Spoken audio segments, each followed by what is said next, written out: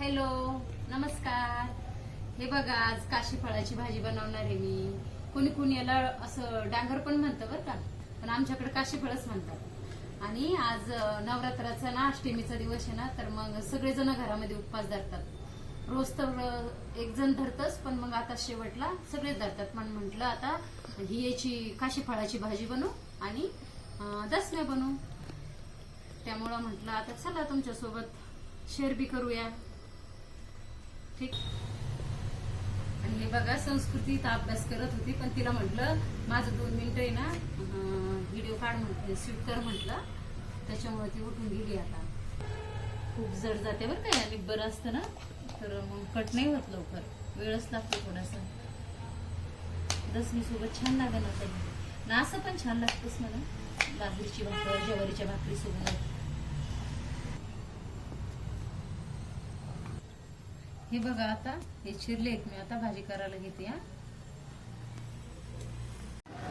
हे बघा, मी हे ना, हे मसाल्याच्यात घालून घेते आणि मिक्सरला काढून घेते. हे बघा, कढई ठेवली मी गॅसवर आणि शेंगदाण्याचं तेल टाकून घेते.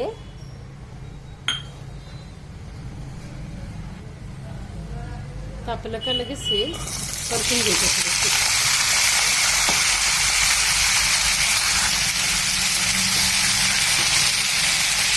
थोडंसं वाफवलं का मगच मसाला टाकायचा त्याच्यात, शेंगदाण्याचा त्याच्यात, मिरचीचा. हे बघा, मी पण हे पण हे करून घेतलं, मिक्सरला काढून घेतलं. बघ, थोडं 5-10 मिनटं असं कमी गॅसवर आहे ना, मी हे करून घेते. झाकण ठेवते आणि कमी गॅस करून देते, थोडं वाफळून जाईल म्हणजे. हे बघा, असे प्रकारे आता वाफळलेले बऱ्यापैकी वाफळ. ते निब्बर असलं ना, थोडंसं पाणी टाकावं लागतं, पण हे वाफळून गेलंय, कवळे होतं ना थोडंसं. हे बघा, आता याच्यातच मी हे टाकून देते आणि लगेच सैंदा मीठ पण टाकते. त्याला मिक्स करून घेते. एकदा मिक्स झाल्यावर डबल एकदा वाफा म्हणजे कमी याच्यावर आणखीन एकदा 2-3 मिनिटं हे करून घेते, मग नरम होऊन जाईल. हे बघा, भाजी बनवून तयार आहे. बघा, मी आता लगेच दसम्या बनवून घेणार आहे त्याच्यासाठी.